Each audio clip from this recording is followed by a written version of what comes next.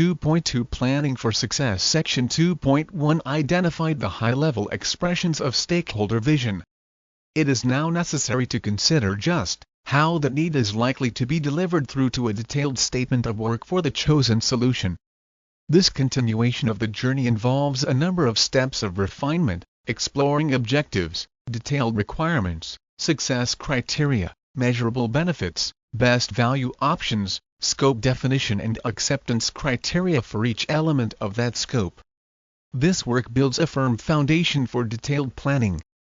The linear progression from high-level expressions of need and benefit in an early business case, through to the specification of detailed requirements, scope and acceptance criteria is well understood. For many projects, this remains a value-creating process, especially for large-scale, highly technical projects, where rework is expensive, and does not justify an iterative approach. The emergence and growing popularity of iterative approaches requires project managers to think about defining outputs in a different, more adaptive way.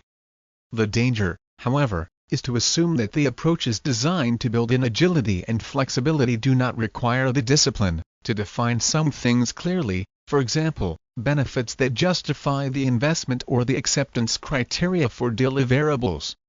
Taking forward the definition of outputs into detailed planning requires a focus on multiple areas, the success of which is dependent on the integration of those areas into the baseline project management plan.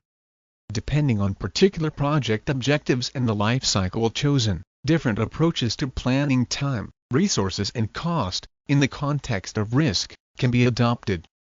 Stakeholders? Those individuals or groups who have an interest or role in the project, program or portfolio, or are impacted by it, cannot by definition be managed.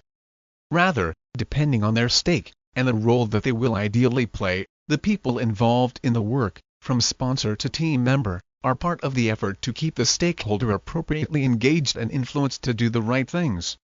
This is not an easy task and benefits from a facilitative approach rather than assuming that command and control approaches will be effective.